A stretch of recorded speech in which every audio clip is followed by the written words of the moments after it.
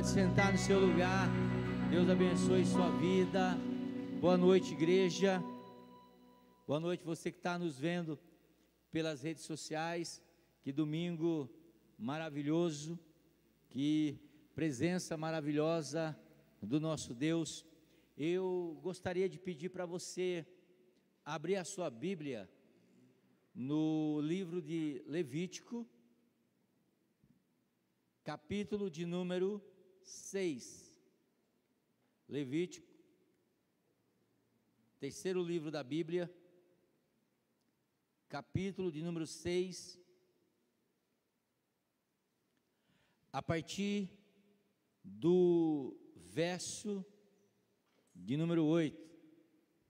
Levítico capítulo 6, a partir do verso de número 8.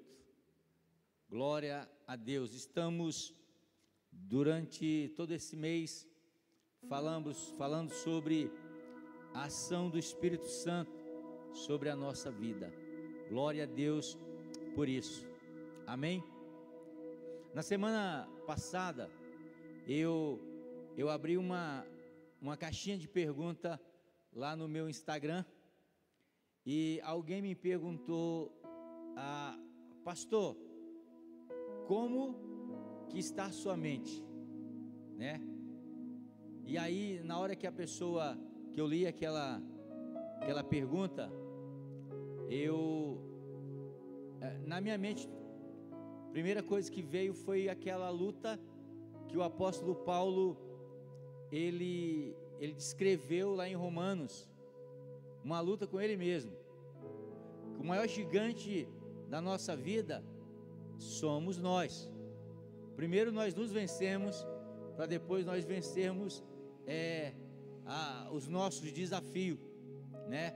O perdedor, ele não é perdedor quando ele vai para o combate. Ele é perdedor ou vencedor a partir do momento que ele antes entra no combate. Tem tudo a ver com mentalidade. E o apóstolo Paulo, ele dizia o seguinte: a luta que ele tinha dentro dele era essa. Ele dizia: porque nem mesmo eu me conheço, porque o bem que eu quero fazer, esse eu não faço, mas o mal que eu não quero fazer, esse eu faço. Parece com você e comigo essa história, sim ou não? Ele disse: o bem que eu quero fazer, eu não me conheço, porque o bem que eu quero fazer eu não faço, mas o mal que eu não quero fazer, esse eu faço. Aí ele diz: miserável homem que sou, quem me livrará do corpo dessa morte? Existe uma luta dentro de cada um de nós, uma luta para a gente estar aqui no momento de frio. Fica melhor muitas vezes para a gente estar em casa tomando um achocolatado, né? Vendo qualquer coisa pela internet. É uma luta muito grande que a gente passa na nossa vida todo dia. E na nossa caminhada cristã não é diferente. Quando a gente vê assim testemunho de pessoas, a gente conhece pessoas que têm tipo 10 anos de convertido, caminhado com Cristo, tem 20 anos, 40 anos, 5 anos, ou até mesmo 1 ano. Quantas vezes nós não pensamos em desistir? Quantas vezes nós pensamos assim, sabe, em jogar uma toalha? Eu não sei você, mas tem dia que você acorda e a vontade que você tem é de não levantar da cama. Você também de vez em quando está assim ou não? De vez em quando a gente acorda assim, sabe, a gente acorda desanimado, e a gente quer passar, sei lá, talvez o dia na cama. Mas a nossa sabedoria, a nossa razão, ela chega a dizer para a gente: olha, não é a melhor opção você ficar na cama o dia inteiro. Você tem que lutar contra isso, para que nós possamos continuar na nossa jornada de fé. Todo dia a gente precisa lutar. A gente não podemos entregar os pontos. Existe uma força do Espírito Santo de Deus na nossa vida, mas ela precisa de uma ação de cada um de nós. Você tem que entender que realmente eu e você, nós não temos força. A vontade que tem muitas vezes é de nós desistirmos, mas a nossa força, ela vem de Deus. Quando Ele pega o nosso braço, sabe, e meio aqui que nos levanta e diz assim, continua. E aí eu me lembro da história de Moisés, quando a Bíblia diz que o povo de Deus foi lutar com os amalequitas. Josué foi com o seu exército, o exército de Deus, lutar contra os amalequitas, e Moisés ficava no monte, e ele levantava as mãos. Enquanto ele estava com as mãos levantadas, o povo vencia a guerra. Mas experimenta ficar com a mão levantada muito tempo. Vai chegar um momento que as suas mãos vão cansar, os seus braços vão cansar, e você vai acabar baixando. E a Bíblia diz que toda vez que ele baixava a mão, o povo começava a perder a batalha. Até que a Bíblia diz que Arão e Uz viu aquilo. E o que eles fizeram? Eles puxaram Moisés para sentar em uma pedra. E aí, enquanto Moisés sentava em uma pedra, veio um de um lado e um do outro, apoiou no braço de Moisés, e eles começaram a levantar a mão de Moisés, e a mão de Moisés permanecia lá no alto, e assim o povo de Deus venceu a batalha. Talvez você entrou aqui nessa noite, talvez você seja o Moisés da história, e as mãos cansaram. Você está dizendo que cansou, e quando a gente cansa, a gente começa a perder as batalhas. Mas eu quero dizer para você que Moisés teve a ajuda de dois, de Arão e de Ur, para levantar as mãos dele, para que ele não perdesse a batalha. Mas eu quero dizer para você aqui nessa noite, que você tem a ajuda de três, do Pai, do Filho e do Espírito Santo, que não vai deixar você perder essa batalha. Deus vai te renovar a sua vida nessa noite, no nome de Jesus. Você crê nisso? Você crê nisso? Eu quero ler um texto, Levítico capítulo de número 6, a partir do verso de número 8. Deus, ele vai falar com Moisés, e ele vai instituir Arão como sacerdote. Ele vai dizer para Arão para construir um altar, para colocar lenha naquele altar. E Deus vai dizer assim: olha, a partir do momento que você começar a colocar lenha nesse altar, eu vou mandar fogo do céu. Amém? Glória a Deus.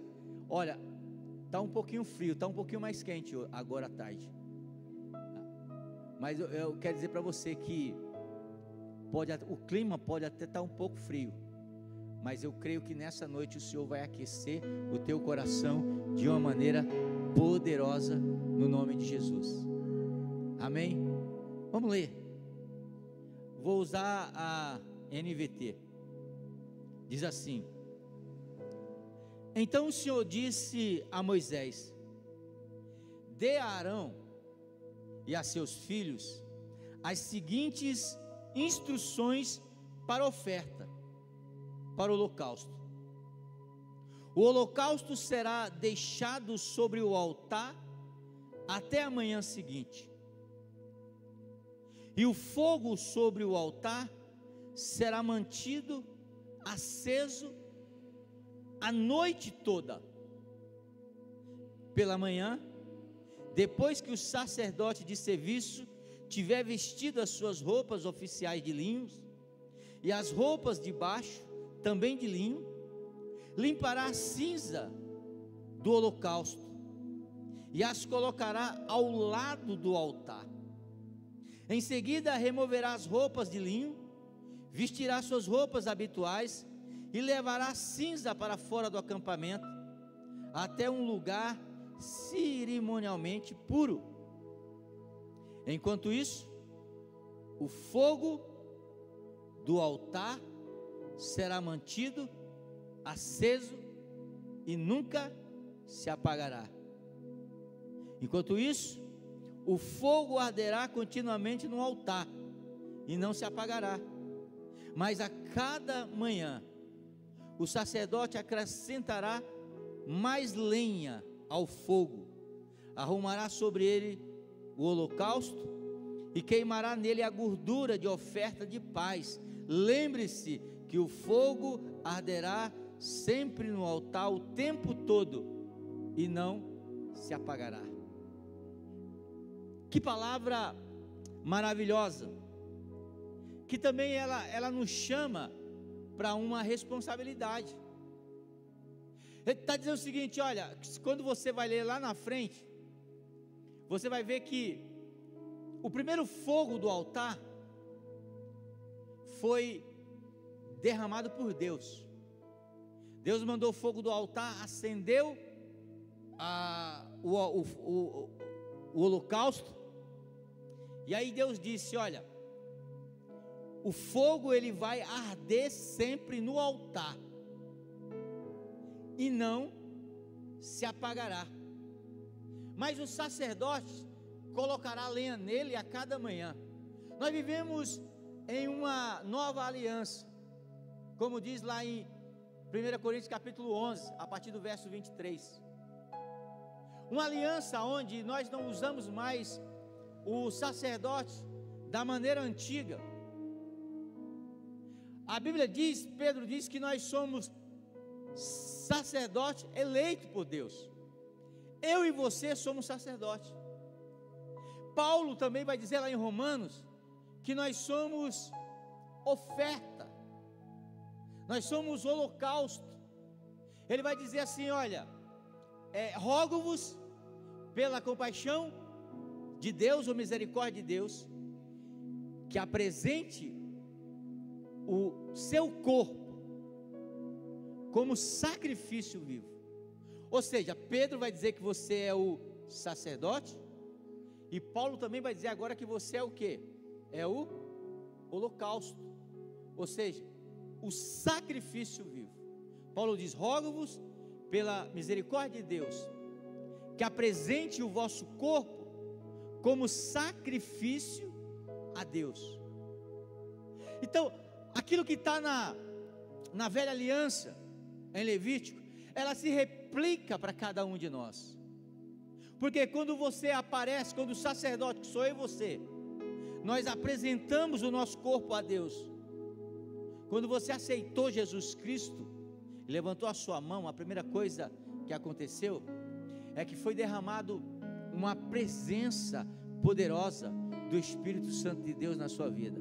Você lembra daquela alegria que você sentiu a primeira vez que você levantou as suas mãos e entregou a sua vida para Jesus? Aquela alegria, aquela paixão, aquela vontade de vir no culto, sabe, de não ver a hora de chegar o dia do culto para participar do culto. Você lembra disso? Era o fogo de Deus que foi derramado na tua vida.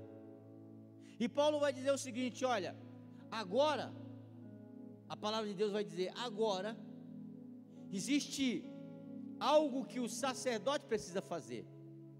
Ele vai dizer: olha, depois da noite, porque olha o que ele diz aqui, interessante aqui,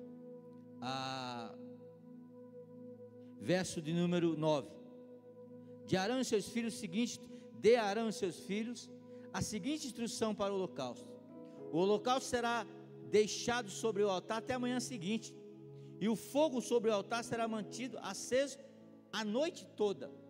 Ou seja, para que o fogo permanecesse aceso a noite inteira, entenda, o sacerdote não ia fazer nada, tinha que ter uma preparação antes.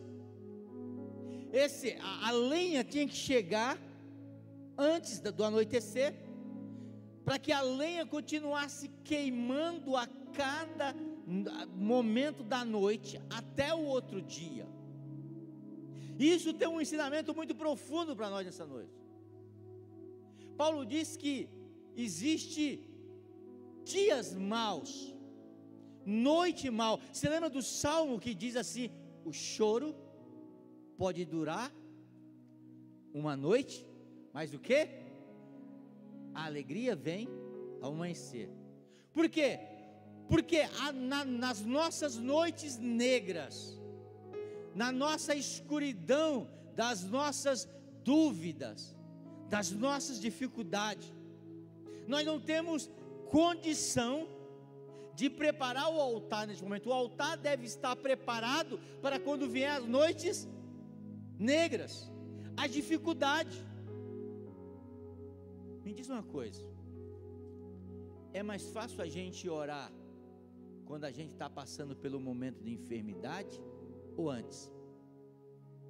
Quando a gente está com enfermidade, a gente faz até aquela oraçãozinha, mas não é orar,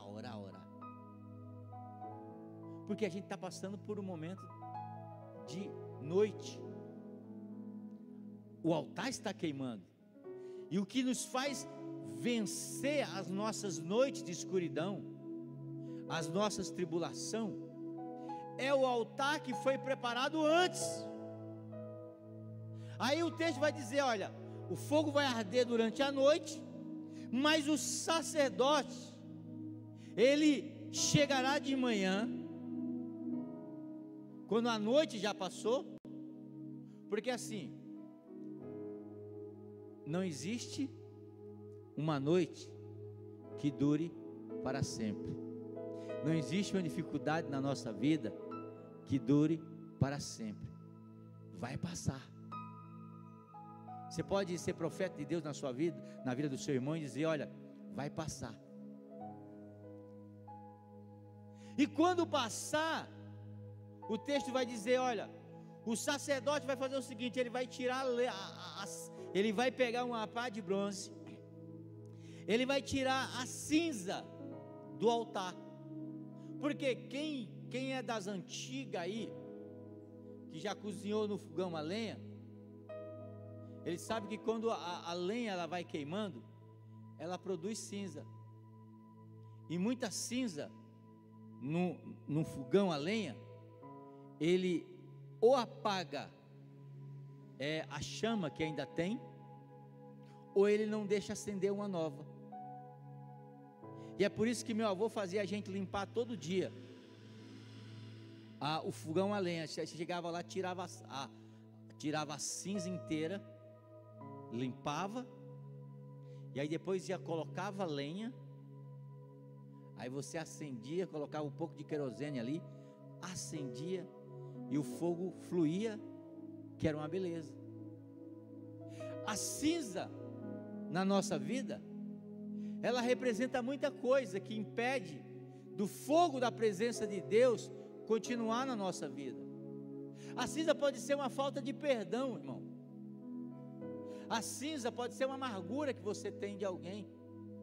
A cinza pode ser algum vício que você possa ter em algo que Deus não se agrada. A cinza pode ser pecado. Então, nós precisamos fazer uma análise da nossa vida. Aquilo que o apóstolo Paulo disse: olha, examine o homem a si mesmo. Todo dia nós precisamos, todo dia de manhã, nós precisamos fazer, ou amanhã ou à noite, fazer a nossa análise. Pai, o que é que eu preciso hoje? O que é que eu preciso pedir perdão? Quem é que eu magoei? Quem é que eu feri? O que eu preciso acertar? Fazendo isso, você está tirando a cinza do altar, está limpando. Aí depois ele diz: aí o sacerdote colocará lenha. Lenha é algo que pega fogo. Eu não pego fogo, o meu coração ele não vai queimar por Jesus só vendo Netflix. Não vai queimar por Jesus. Ele não vai queimar por Jesus só vendo rede social. Ele não vai queimar por Jesus. Esse tipo de lenha não presta. quando a gente ia lá no interior onde a gente morava, depois eu compro essa buzina, carreta furacão. Quando eu morava no interior, nós saímos também para buscar lenha, e nós sabíamos qual era a lenha ideal para que o fogo ardesse. Então, quando eu ia pegar a lenha lá, quando você for pegar a lenha, tipo assim, a Netflix não vai arder, não vai queimar. É graveto. A rede social não vai queimar. O que vai queimar? Vai arder no nosso coração. Cara, a palavra de Deus. O salmista diz: guardei a tua palavra dentro do meu coração para não pecar contra ti. Vamos traduzir para a linguagem contemporânea de hoje? Ele está dizendo: guardei uma lenha boa para queimar e não juntar cinza que impeça esse fogo de queimar. Ou seja, a palavra de Deus, ela nos liberta, ela nos faz ficar apaixonado por Jesus. A oração é lenha boa, é lenha que queima. Participar do culto é lenha que queima. E isso cabe a quem? Ao sacerdote, a você procurar. Então, nessa noite, eu quero falar sobre um tema: mantenha a chama acesa. E eu quero ler 2 Timóteo, quero começar capítulo 1 e o verso de número 1. 2 Timóteo, capítulo 1 e verso número 6, diz o seguinte: por isso, quero lembrá-los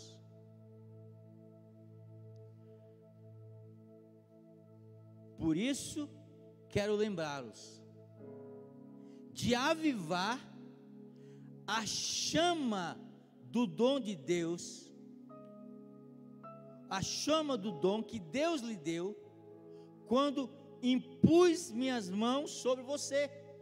Paulo está falando para Timóteo: Timóteo, você lembra o nosso primeiro encontro?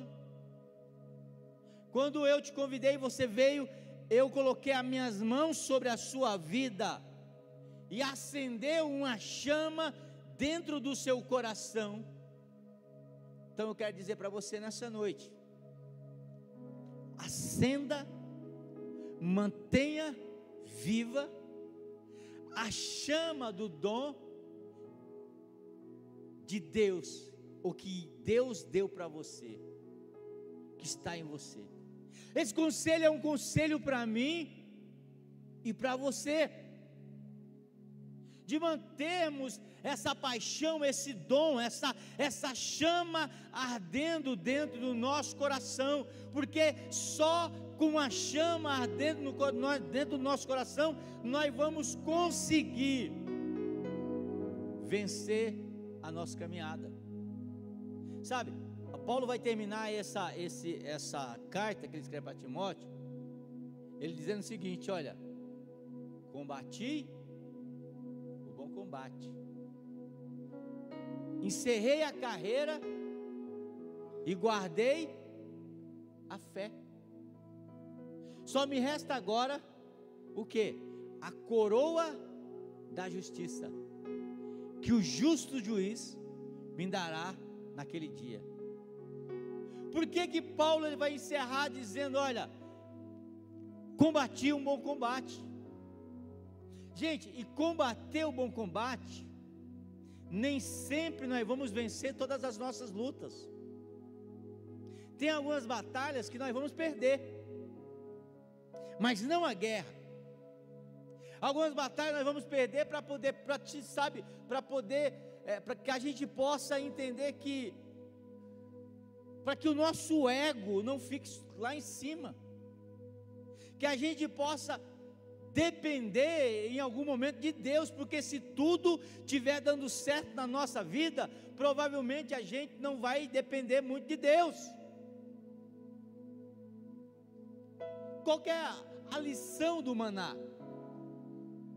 O que Deus dizia? Olha, eu vou mandar o maná para vocês, o maná diário, vocês vão colher somente aquilo que vocês vão comer. Se você escolher a mais, no outro dia vai estar estragado. E teve alguns espetinhos que falaram assim: eu que vou depender de Deus? Vai cair aqui o maná, já vou juntar aqui. No outro dia, que ele abria a panela para ver o maná, estava cheio de bicho. Deus não podia deixar que durasse mais tempo. Geralmente no sábado, ele deixava. No sábado vocês vão colher a mais e não vai estragar. Deus estava dando uma grande lição, tipo, se tudo estiver bem na nossa vida, nós corremos o risco de acharmos que não dependemos de Deus. E Deus quer que eu e você tenhamos a nossa consciência que nós dependemos de Deus cada minuto da nossa vida. Tinha uma senhora já idosa que ela passou mal e ela foi internada, ficou na UTI durante algumas semanas tomando oxigênio,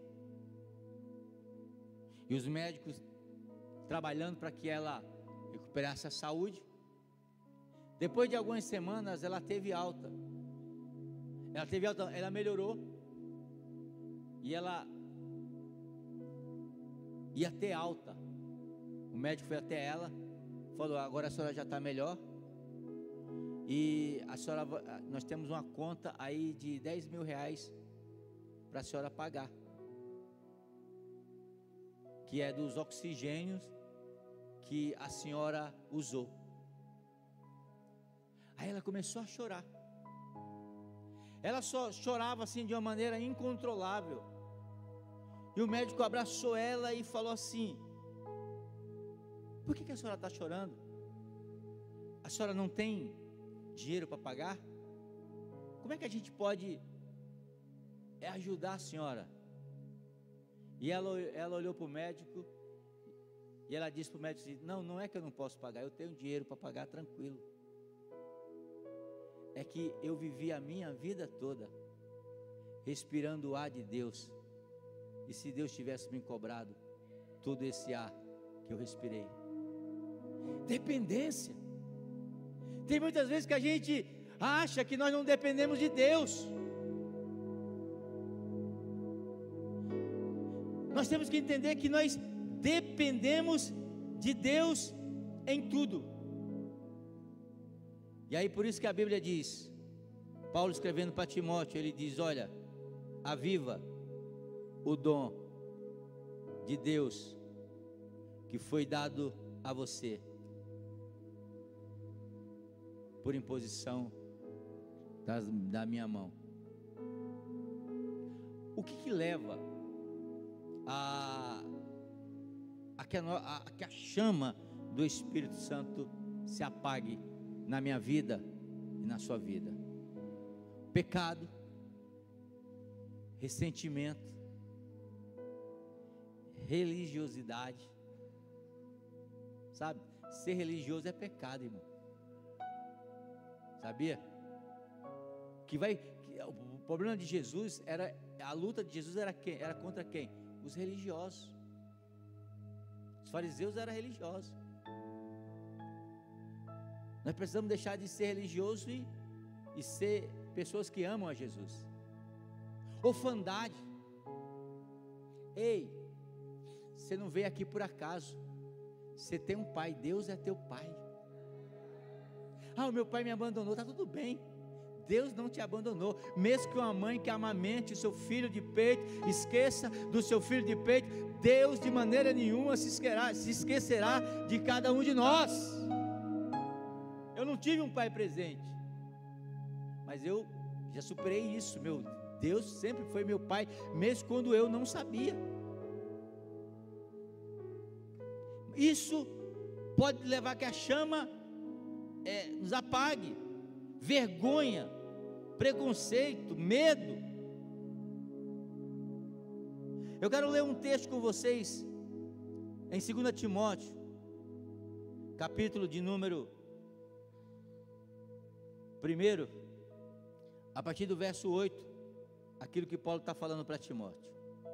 Portanto, jamais se envergonhe de falar aos outros sobre o Senhor,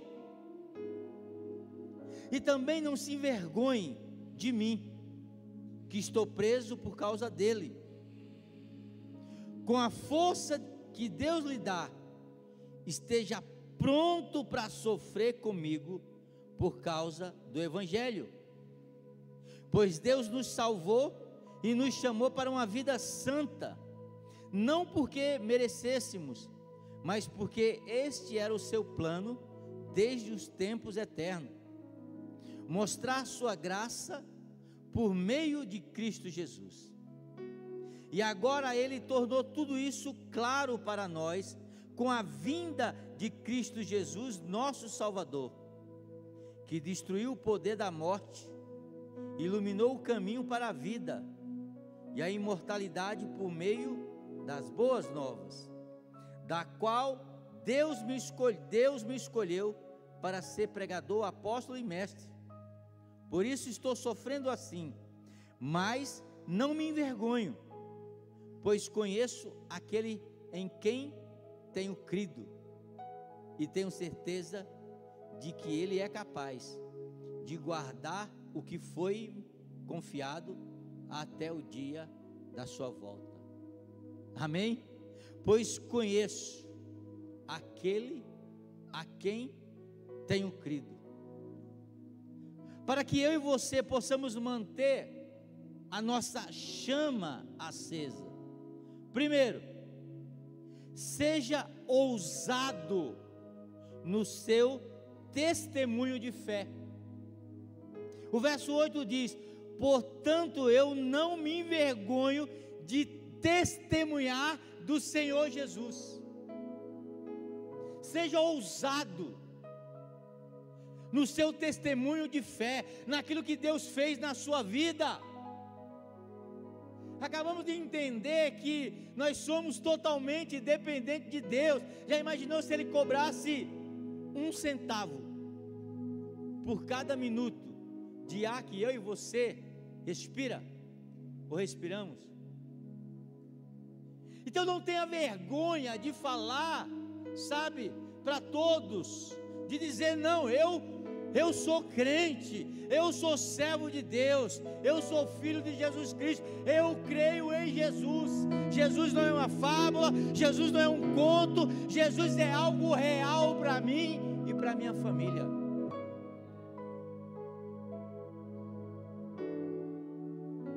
Amém? Segundo, para que eu e você possamos manter a chama acesa, viva consciente do seu chamado. O verso 9 diz: que nos salvou e nos chamou com uma santa vocação. Tenha consciência que você é povo escolhido por Deus, eleito por Deus para ser santo, porque o vosso Deus é santo. A Bíblia diz: sede santo, porque o vosso Deus é santo. E quando nós ouvimos muito a questão de ser santo, parece que isso é algo impossível para mim e para você, que somos pecadores. Mas a nossa santidade não vem de nós mesmos. A nossa santidade, ela não vem, sabe, do meu merecimento. E a nossa santidade, ela não vem da nossa justiça, daquilo que eu faço. Isaías disse o seguinte, que a justiça do homem mais justo, ele é comparado a trapos de imundície. O que é isso, pastor? Imagina a pessoa que você conhece, crente ou não crente, que é justo. Você fala assim, esse aí é justo. Isaías diz, a palavra de Deus diz que é comparado que a traço de imundície. O que é traço de imundície? Você lembra que a Bíblia fala do leproso? A lepra era algo que se dava na pele, que ela inflamava tanto a pele, ela ia matando, sabe, a sensibilidade da pele, a pele ia apodrecendo, ia criando pus com a sangue e uma carne podre, e ela ia caindo. O leproso caía nariz, caía orelha, muitas vezes caía parte dos lábios. E o que o pessoal fazia na época? Eles pegavam tipo uma atadura e eles iam enfaixando o leproso, para poder segurar aquilo. E com o tempo, o que fazia? Imagina, com o tempo, as pessoas iam trocar aquela atadura. Então quando eles iam tirar, aquilo vinha com pedaços de pus, pedaços de carne, pedaços de sangue. Isaías olhava aquilo lá e falava assim, está vendo isso aqui, ó, tirado de um leproso, com pedaço de pus, sangue pisado, carne aqui seca, nessa atadura, está vendo? O homem mais justo dessa terra, a justiça dele diante de Deus é comparado com esse trapo de imundície. Então, como é que nós somos santos, pastor? Nós somos santos através de Jesus Cristo, que foi morto, ressuscitou o terceiro dia, foi Ele que foi para a cruz, aleluia, e levou os nossos pecados, e é por isso que nós somos santos. A nossa santidade não tem nada a ver conosco. Quando nós falamos aí para o mundo que nós somos um povo santo, eles entendem dessa maneira errada, mas eu quero dizer para você, se entendeu da maneira errada, você é santo, por quê? Porque é justificado pelo sacrifício de Jesus Cristo ali na cruz. Então viva consciente do seu chamado, você é filho e filha de Deus, aleluia, você tem autoridade, você é cheio do Espírito Santo de Deus. Então não deixe o diabo e não deixe nada, aleluia, fazer com que a chama do Espírito Santo se apague dentro de você. Se o diabo chegar para você e falar, você é pecador, aí você fala, eu sou, mas Jesus Cristo levou todos os meus pecados ali na cruz. Lembra dessa palavra, tetelestai. Quando alguém te acusar, quando o diabo te acusar, você fala, tetelestai, está consumado, meus pecados foram consumados lá na cruz. Tem até um louvor, né? Um hino, meus pecados castigados, não toca não vai ficar feio, lá na cruz, tetelestai, viva o seu chamado, amém? Para que eu possa manter a chama acesa no meu coração, na minha vida, rompa definitivamente com o pecado. Tem algumas pessoas que romperam com vários pecados, mas tem alguns que ainda tem um pecado de estimação. Não, esse aqui não, esse aqui eu preciso,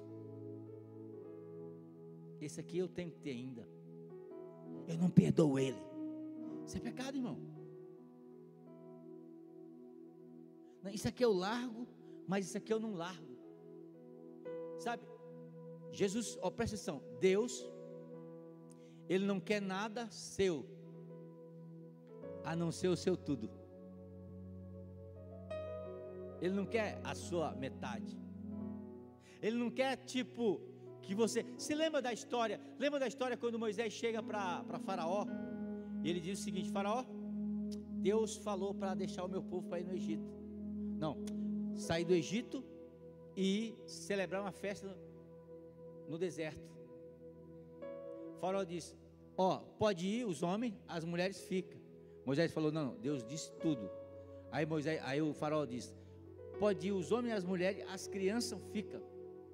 Aí Moisés falou: não, Deus falou tudo.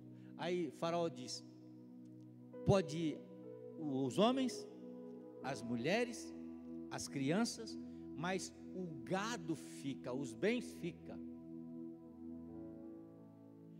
Ei, não negocie com o diabo. Deus não quer nada seu a não ser o seu tudo. Sabe qual foi a resposta de Moisés? Faraó, Deus está dizendo que nem uma unha ficará no Egito. Nada. O que é uma unha? Nada. Mas Deus falou assim: quando você vier para mim, eu quero tudo, até a unha. Ou seja, até as coisas insignificantes que a gente acha que não é, que assim, Senhor, só isso aqui pode. A gente não abre essa exceção. Deus não é tão, sabe, não vai ligar para isso não, vai ligar. A Bíblia diz que Deus não muda. Então, nós precisamos romper definitivamente com o pecado, aquilo que está te prendendo. Sabe, tem muitas pessoas que não estão avançando, não estão chegando já aonde Deus quer que ele chegue, porque tem algo prendendo. O livro de Hebreus, no capítulo 12, vai dizer o seguinte: desembaraçando de todo o peso do pecado que tenazmente nos assedia. Ou seja, tem gente que já era para estar voando, mas ele está se arrastando ainda, está andando. Pastor, mas eu estou andando ainda. Irmão, imagina se você deixa esse pecado. Se você está avançando, imagina se você deixa isso. Você vai correr como os leões. Se você está andando um pouquinho, você está achando que é muito, experimenta perdoar quem você precisa perdoar. Você vai correr e não vai se cansar, porque o livro de Isaías diz: porque aqueles que esperam no Senhor renovarão as suas forças, subirão com asas como águia, correrão e não se cansarão. Imagina se está indo, imagina se você consagrar sua vida totalmente a Deus, a saber dizer não. Então, se nós quisermos manter a chama acesa no nosso coração, devemos romper definitivamente com o pecado. Olha o que diz o verso 10: ele tornou inoperante a morte e trouxe à luz a vida e a imortalidade por meio do Evangelho. Nada tem poder sobre nós através do sangue de Jesus. Sabe, então não adianta querermos alcançarmos os propósitos que Deus tem para a nossa vida, quando a gente sabe que tem algo impedindo. E aqui eu não estou acusando ninguém,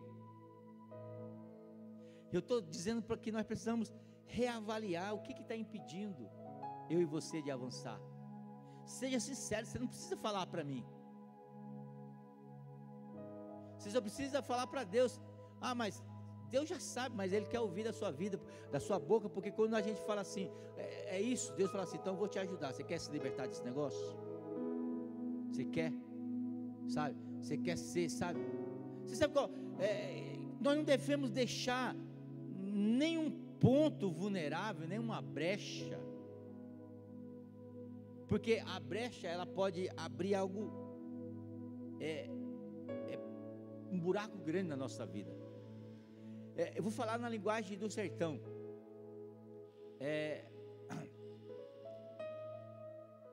Quando você ia abrir uma madeira dura, sabe, você pegava um machado, e aí você ia abrir uma madeira dura, para facilitar o seu trabalho, porque aquelas madeiras peroba era dura, você abria um buraco com um machado, aí você lá colocava uma outra madeira que a gente chamava de cunha, lembra, Adam? Lá na Bahia. Aí quando você encaixava a cunha, que era uma outra madeira, no buraco que estava aberto, o pequeno buraco que você abriu ali na madeira mais forte, quando você batia com o machado, que a cunha entrava, quando ela entrava, fazia o seguinte, ela abria, explodia, abria a árvore no meio. Então, se nós deixamos brecha, por menor que seja, o diabo pode colocar uma cunha ali e abrir um buraco devastador na nossa vida. Vou dar um outro exemplo assim, de uma mitologia grega. Lembra do Aquiles? Lembra quem já assistiu o filme de Troia? Tinha um Aquiles. O Aquiles era um homem que ele era filho de uma mulher da terra com um deus. Estou falando de história grega, de um deus. Então ele era poderoso. Quem não assistiu ainda Troia, lembra um filme bem antigo que o Brad Pitt participa, ele é o Aquiles. Então ele era poderoso, ele ia, lutava, destruía o exército e ninguém sabe destruir ele. Por que ele era poderoso? Porque quando ele nasceu, a mãe dele pegou ele pelo pé aqui, ó, e mergulhou ele num rio sagrado. E aquilo tornava ele indestrutível. Então ela pegava ele pela calcanhar aqui, né? Perto do calcanhar, mergulhou ele. Então ele saía para a batalha e ele vencia todas as batalhas. Ninguém destruía. Eu lembro lá do filme lá que o Aquiles está lá dentro de uma tenda, alguém chama o cara desse tamanho, maior do que o Golias. E ele vai lá, o Brad Pitt vai lá, né? Sabe, um golpe só, ele mata o gigante. E aí ele está na guerra. E ele está destruindo todo mundo. De repente lá os arqueiros começam a soltar uma flecha, rajada de flecha lá. Aí do nada uma flecha, por acaso, vai lá e acerta onde? No calcanhar. E ele morre. Por quê? Porque o calcanhar foi o único lugar que não foi mergulhado na água. Aí se lembra daquela história, todo mundo tem um calcanhar de Aquiles, ou seja, todo mundo tem um ponto fraco. E o que Deus está dizendo para nós, né, aqui nessa noite, qual é o seu ponto fraco? Pastor, meu ponto fraco é a pornografia. Desliga o computador, põe ele na sala e só liga ele quando tua mulher estiver lá, o teu filho está lá. O meu está tendo muito isso. O meu problema hoje, o meu calcanhar do Aquiles, pastor, é que eu estou viciado no jogo do tigrinho. Tem muita gente viciada, crente, não estou falando daqui da oitava, mas eu converso por aí, viciado no jogo do tigrinho. Desliga esse celular, desinstala essa bagaça, essa coisa do inferno da tua vida, que está destruindo a tua vida, e se liberta disso. É o teu calcanhar de Aquiles, pastor. Eu não posso passar pelo lugar ali que eu tenho vontade de beber, então passa para o outro lugar, toma 2 ônibus, então cobre esse negócio lá. Sabe por quê? Porque ninguém nunca cai com grandes coisas, é com pequenas coisas. Qual é o teu calcanhar de Aquiles? Qual é o teu ponto fraco? Eu não sei, mas você sabe. Então cubra ele, mergulhe ele, não no rio sagrado que a mãe do Aquiles mergulhou, mas mergulhe o seu ponto fraco no rio da graça de Deus na tua vida e se cubra nele. Por que é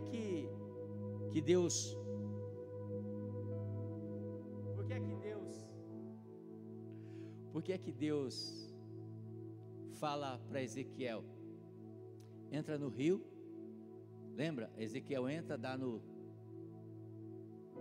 artelhos, os tornozelos, depois Ezequiel entra, dá no joelho, depois Ezequiel entra daqui, está fundo já, depois Ezequiel entra daqui, aí o anjo fala assim, entra mais, sabe por quê? Porque a única maneira de nós nos protegermos, nos cobrirmos de tudo, é quando a gente mergulha no rio da graça de Deus. A gente fica protegido. Amém. Aí a chama do Espírito Santo, ela se mantém acesa. Então nessa noite,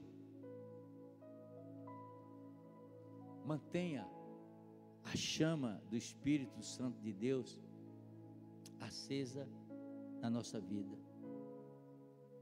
Para terminar, construa sua inabalável fé em Cristo. Construa sua inabalável fé em Cristo. Olha o que diz o verso 13: retenha com fé e amor em Cristo Jesus o modelo da sã doutrina que você ouviu de mim. A nossa fé, ela deve ser em Cristo, não deve ser no homem,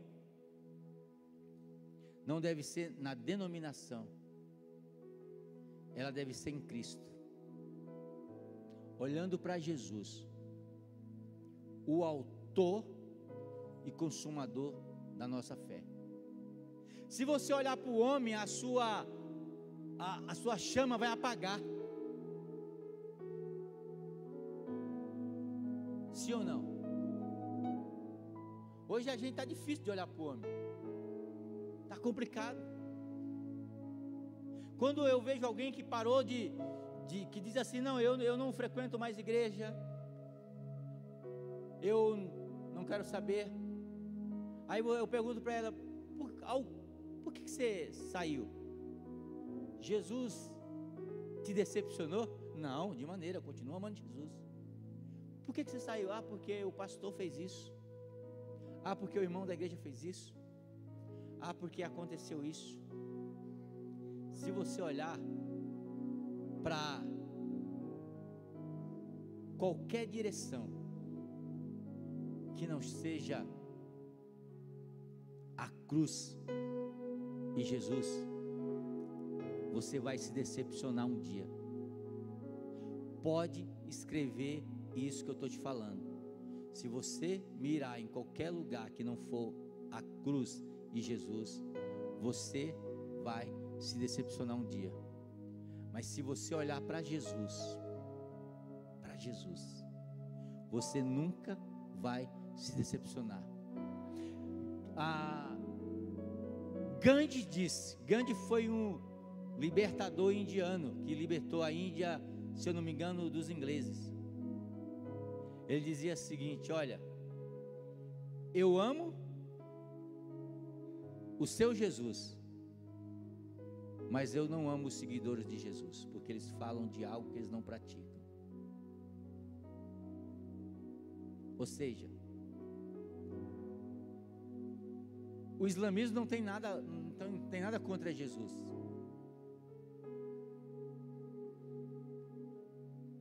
Então, Jesus não é a nossa decepção. Quem nos decepciona é o homem. Então, para que você possa manter a sua fé inabalável, continue olhando para Jesus. A Bíblia diz, olhando para Jesus, o autor, consumador da nossa fé. Ou seja, a nossa fé, ela começa em Jesus e ela termina em Jesus. Você está entendendo? Ela não começa em Jesus e aí ela é atraída pela direção do pastor, pela direção do homem, da denominação. Não, isso é importante. Sabe, um pastor sobre a nossa vida é muito importante, é bíblico. A Bíblia diz: eu vos darei pastores segundo o vosso coração. Mas o pastor, aquele que não decepciona, aquele que sabe o caminho é Jesus. Então, olhai para Ele e viva. Olhe para Ele e mantenha a chama do Espírito Santo aquecida na sua alma. O meu pastor decepcionou, o homem me decepcionou, mas a chama, ela continua aquecida, porque eu estou olhando para Ele. Por Ele e para Ele eu estou gastando a minha vida. Não é isso que o louvor que eles cantam? Por Ele. Me ajuda aí. A minha vida, perdendo tudo por amor e com alegria. Aí, tô decepcionado. Eu trabalhei 20 anos na igreja. Eu estou servindo no ministério lá no frio, lá o pastor nunca passou por mim e deu um abraço e falou: olha como é importante ser. Embora eu fale aqui direto, quem já viu falar dos guardiões, mas é um exemplo. Mas eu fiz isso ali, mas o pastor não valorizou. Irmão, você está doando a sua vida pela pessoa errada.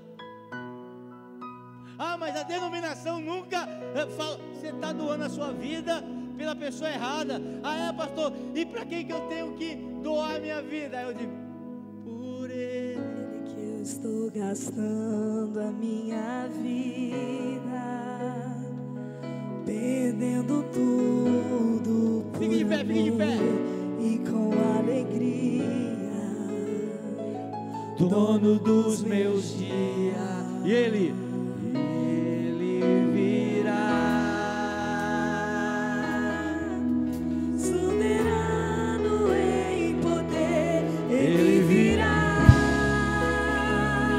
E o governo está nele.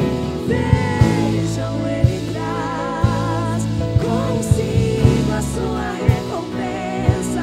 Ele virá, soberano em poder. Ele virá, e o governo está nele. Consigo a sua recompensa. Sabe, amados, hoje chegou um dia que eu creio que o Espírito Santo vai avivar a chama dentro de nós. E eu quero convidar você para vir aqui na frente. Eu quero orar com você, para que o Espírito Santo venha avivar essa chama, essa paixão dentro do meu e do seu coração. Saia do seu lugar, eu quero orar por você nessa noite. Venha, não espere alguém te chamar.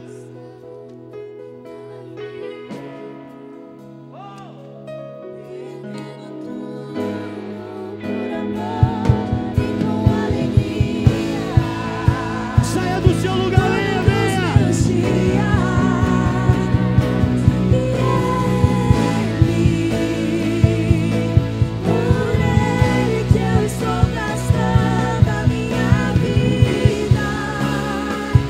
Perdendo tudo.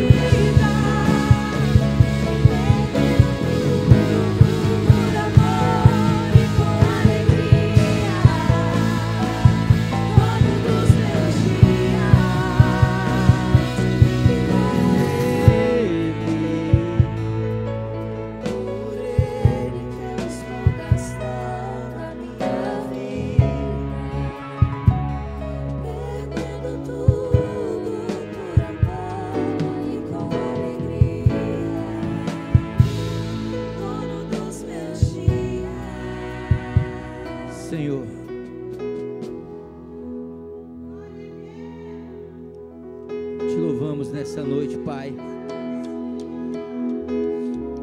Pedimos, ó Deus, que o Senhor não deixe, ó Deus, a chama apagar no nosso coração, Pai. Que a cada dia, ó Deus, possamos Te amar mais e mais. Que a cada dia, ó Deus, o fogo do Teu Espírito Santo, Pai, venha, Deus, queimar, Senhor, dentro de nós. Senhor, em nome de Jesus, Pai, que a Tua presença seja constante aqui, ó Deus. Que a cada encontro nosso, o Teu Espírito Santo possa manifestar a Tua presença, a graça do Teu Espírito Santo, Pai.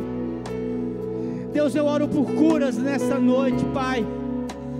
Por curas, ó Deus, espirituais, sentimentais, ó Deus. Em nome de Jesus. Deus, toda falta de perdão, Senhor. Deus, tudo aquilo que está impedindo, ó Deus, dessa chama continuar a arder no nosso coração, ó Deus, seja retirado de nós, Pai. Em nome de Jesus, manifesta a Tua graça, manifesta o Teu poder, manifesta a glória, Senhor. Em nome de Jesus, ó Deus, traga, Deus, a Tua presença sobre a nossa vida, Pai. Oh, vai adorando, vai falando com Ele nessa noite. Peça para o Senhor, renova, Senhor, renova, Jesus. Vai falando com Ele, fale com Ele.